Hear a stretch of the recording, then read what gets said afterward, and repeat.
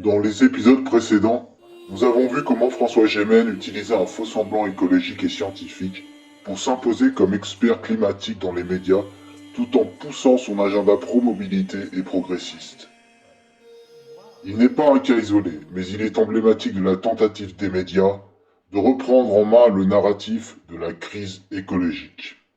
Pour ce faire, les médias construisent leurs propres experts écologistes censés porter une parole critique et humaniste. Mais ces experts ne remettent jamais en cause l'État et la production industrielle. Cette production industrielle est pourtant l'unique cause de l'effondrement écologique en cours. Dans cet épisode, nous allons voir comment des experts scientifiques sont missionnés par le GIEC pour minimiser la menace climatique et des sociologues tels François Gémen sont appelés à la rescousse pour pondre des rapports prônant des solutions industrie compatibles, dans le seul but de nous empêcher de réagir alors que la nature meurt et que nous sommes massivement promis à une agonie proche et douloureuse. Voici les preuves de ce complot industriel.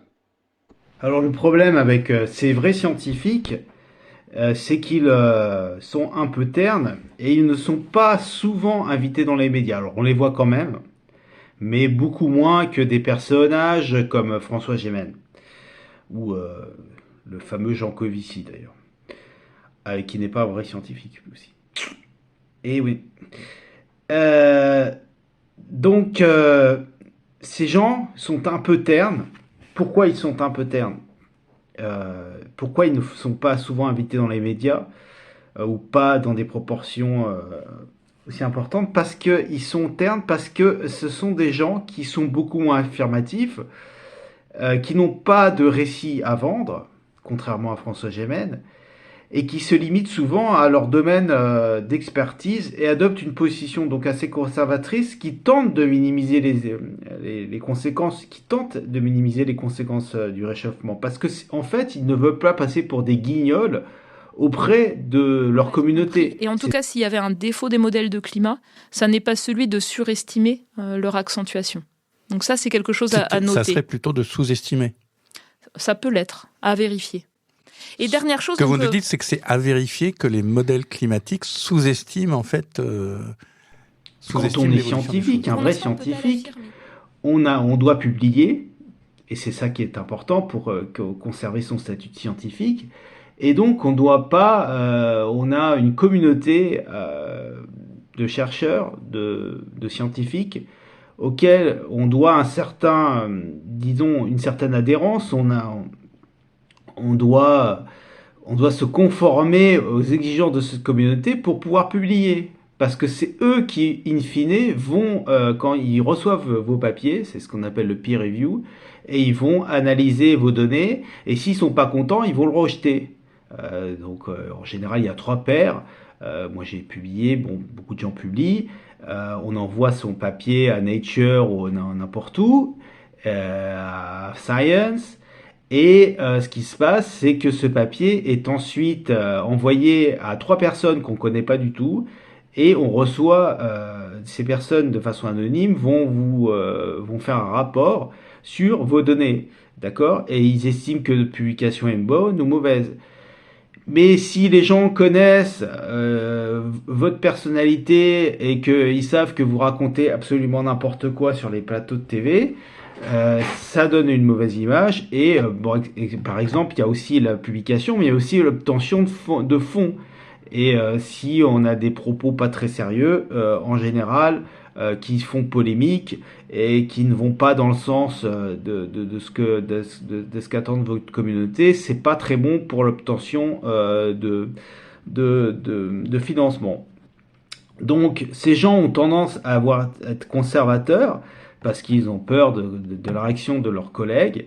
Et donc, ils vont ils vont avoir tendance à minimiser des choses assez polémiques. Par exemple, on peut voir actuellement qu'il y a, j'en reparlerai dans cette vidéo, des résultats qui font assez peur sur le réchauffement climatique sur l'AMOC, c'est-à-dire un courant qui nous apporte de la chaleur en Europe et qui pourrait s'effondrer.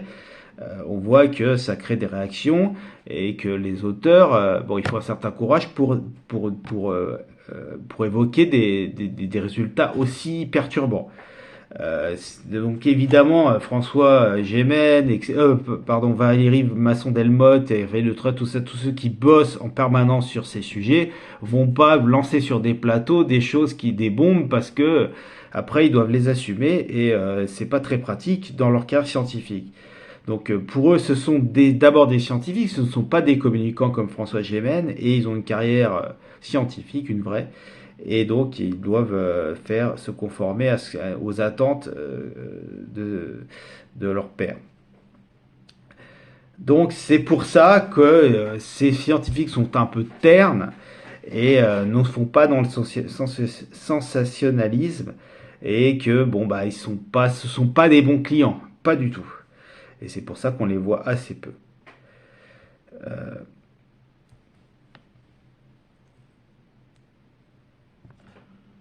Alors ce côté terne d'ailleurs pose problème parce que on a des résultats scientifiques qui sont très inquiétants et qui sont rarement évoqués par ces gens-là parce qu'ils sont conservateurs, ils préfèrent que la réalité qu'ils évoquent soit en dessous de ce qui va se passer parce que ils ne veulent pas générer trop de buzz. Et donc, mais la réalité, c'est que il y a des résultats qui sont en général assez inquiétants, comme j'ai évoqué cet AMOC, et qui devraient être évoqués justement par ces gens-là, même ils devraient se mettre un peu en danger parce que ce sont des résultats qui sont vraiment inquiétants et il y a un risque, disons, extrême qui existe. Et il y a une probabilité scientifique non nulle que ces événements arrivent. Et les conséquences seraient dramatiques, absolument dramatiques. Et c'est pour ça que d'un certain côté, ce conservatisme pose problème. Et en nous, en tant qu'être humain, en tant que société, on devrait appliquer immédiatement le principe de précaution. C'est-à-dire s'il y a un risque que, par exemple, c'est pas le Gulf Stream mais l'AMOC, c'est-à-dire ce courant chaud qui s'arrête, on sait que par le passé, il y a eu des conséquences absolument catastrophiques. Disparition d'êtres humains il y a 1 million d'années qui étaient en Europe, ils ont disparu. Lors du Younger Dryas, ça a été aussi catastrophique. Donc il y a des chances, par exemple, que l'agriculture se devienne impossible en Europe. C'est une probabilité pas nulle, pas négligeable, et dans un futur assez rapproché. Donc ça pose problème parce que ces gens-là devraient, au contraire de François Gémen qui la ramène tout le temps et parle de choses. Des analyses absolument, disons, qui sont assez osées, et ces gens-là devraient le faire parce que nous, on aurait tout intérêt à mettre en place ce principe de précaution. Mais ce n'est pas dans l'intérêt des médias de nous inquiéter outre mesure, parce que eux, ce qu'il faut, c'est qu'ils maintiennent l'activité économique, ils maintiennent la société industrielle, c'est leur rôle en tant que médias financés par des industriels ou des États. Et donc, il n'est pas question, si un scientifique se mettait à inquiéter tout le monde, évidemment, il ne passerait pas très souvent à la télé. D'ailleurs, on a vu que il n'y a pas de débat sur l'AMOC. Vous avez fait la une très rapidement et après ça a été effacé, complètement oublié, alors que c'est un résultat absolument inquiétant. Les médias, donc on voit donc à l'œuvre le travail des médias qui sont chargés de digérer ces résultats scientifiques, de les exposer sous un jour qui leur est favorable et orienter leur utilisation. Et en fait, c'est le rôle de François Gémen. C'est pour ça qu'il est invité tout le temps et pas ces scientifiques, et encore moins des scientifiques qui seraient anxiogènes. Ceux-là, on les verra pas sur les plateaux, pas du tout. Alors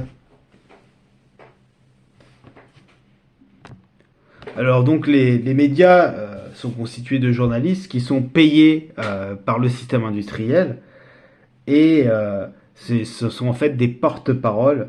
Et qui sont payés par les dividendes du machinisme industriel. C'est-à-dire les machines produisent beaucoup de biens, détruisent des emplois, et avec cet argent, c'est le capital qui est créé, on paye les journalistes pour qu'ils défendent le système. C'est aussi simple que ça. Donc, ces porte-paroles, ce qu'on ne verra pas dans les médias, et ce qu'on devrait voir, c'est des gens qui proposent, à l'encontre de François Gémen, de sortir immédiatement du système industriel. Ou à tout le moins le réduire drastiquement, ce système industriel, c'est-à-dire une décroissance sévère par exemple des voitures, etc., des transports. C'est pourtant le message c'est le seul message qui est compatible avec les conclusions scientifiques du GIEC, et qui ne fasse pas appel à des adaptations, comme le fait le rapport du GIEC dans les parties annexes, à des adaptations, enfouissement du carbone, etc., qui sont sociales, ou des adaptations sociales, comme c'est le cas de François Gémen, ou techniques, qui sont absolument illusoires, et à tout le moins qui sont hypothétiques.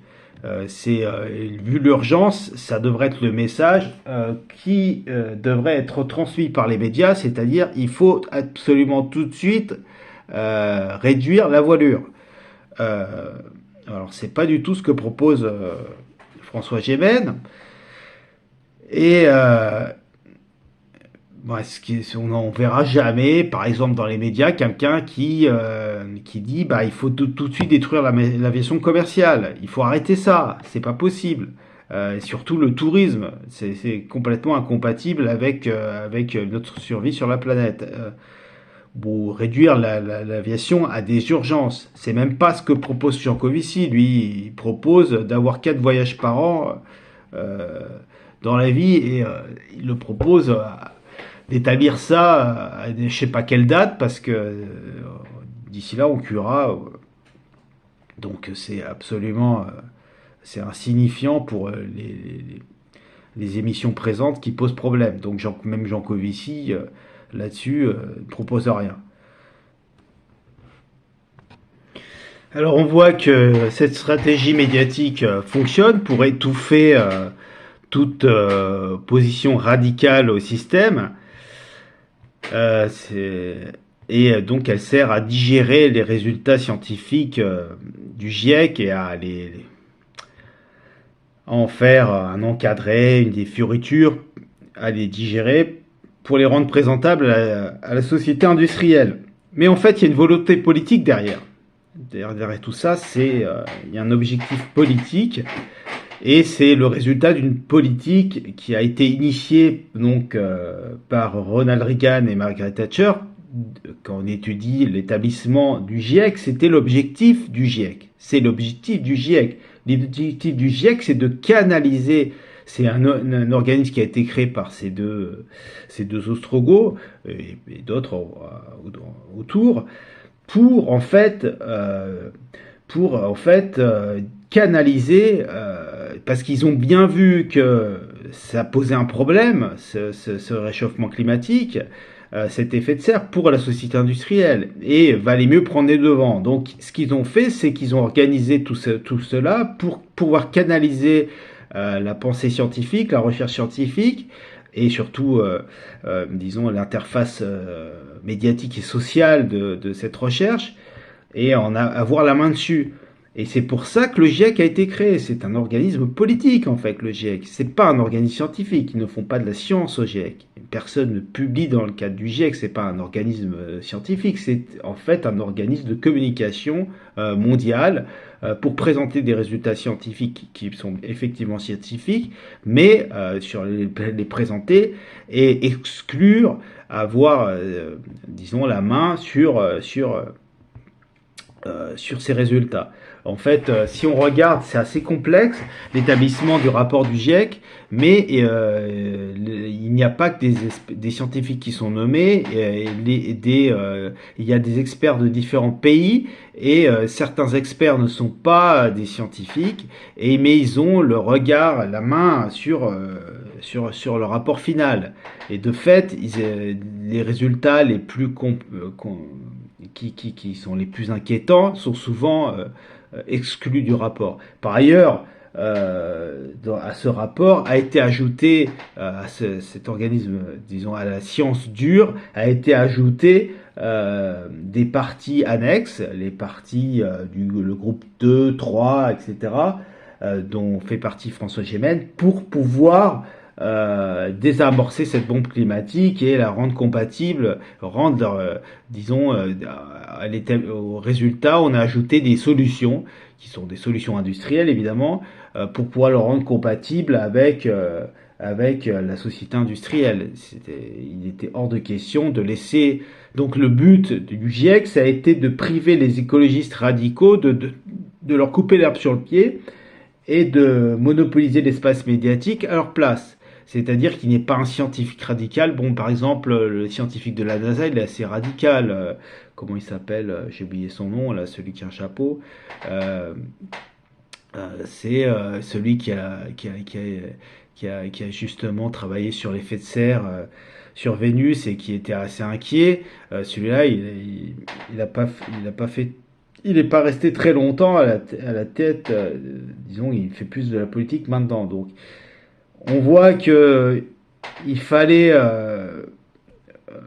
Hansen. Voilà, son nom me revient. Donc Hansen, maintenant, il fait de la politique et mais je crois qu'il ne fait plus partie du cercle de ceux qui établissent ce rapport. Donc, toujours est-il que le but de ce GIEC, ça a été d'encadrer la parole scientifique pour pouvoir la rendre compatible avec le maintien de la société industrielle. Et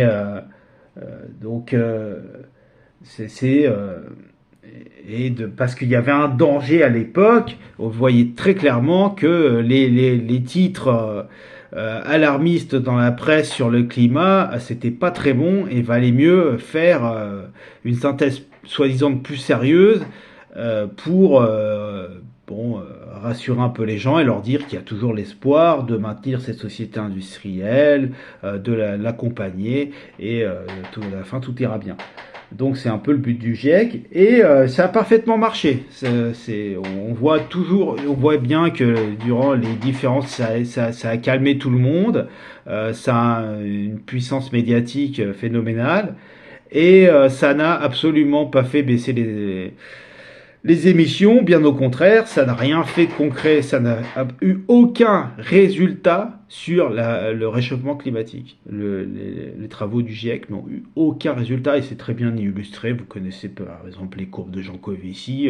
On a la croissance quasi exponentielle des émissions et on a les différentes dates des conférences du GIEC, des grands routes du GIEC et on voit que ça accélère, qu'il n'y a rien à faire, que ça n'a aucune incidence. Donc c'était le but recherché, ça a parfaitement marché et François Gémen fait partie malheureusement de ce plan. Il collabore activement à ce plan, plus ou moins de complaisance. Il est apparemment assez content et il a pas très bien compris, ou il fait semblant de pas comprendre ce qu'est le GIEC et quelle est sa place au sein de cet organisme. Donc, moi, contrairement aux gens d'extrême droite, je considère que le GIEC est une arnaque, mais parce qu'il minimise très largement la parole scientifique. Il l'édulcore. Résumons, nous avons vu que les scientifiques avaient tendance, pour se protéger professionnellement, à être conservateurs concernant l'ampleur du changement climatique. Cette ampleur sera donc, selon toute vraisemblance, bien plus importante que ce que laisse percevoir leur modèle. Plus grave encore, certains scientifiques participent à une entreprise politique et médiatique de reprise en main du discours scientifique, j'ai nommé le GIEC. Le GIEC minimise l'ampleur potentielle du changement climatique pour le rendre compatible avec des scénarios d'adaptation de la société industrielle. Ce sont ces scénarios que sont chargés d'écrire les centaines de sociologues et experts qui, comme François Gémen, participent à l'élaboration des rapports du groupe 2 et 3 du GIEC. Mais ce que dissimulent ces rapports du GIEC, c'est la nature non linéaire du système climatique avec des effets de seuil catastrophiques. Ces effets de seuil rendent illusoire toute adaptation de la machine industrielle qui, par voie de conséquence, s'effondrera. Ceux qui pratiquent l'agriculture et ont suffisamment de recul sentent que les canicules et les sécheresses ne correspondent pas au narratif qui prône l'adaptation. Le système climatique, qui a permis le développement agricole de l'Europe, est déjà cassé. Les éléments qui déterminaient la régularité des événements climatiques, courants maritimes et aériens, se désagrègent irrémédiablement sous nos yeux. Déjà, l'Espagne se transforme en désert et les agriculteurs français se battent pour l'eau. Un peu sceptique, je vous invite à visionner l'annexe que je publierai sous peu avec des entretiens de scientifiques, de climatologues et d'historiens qui confirment point par point mes affirmations. En attendant, bonne préparation à l'effondrement.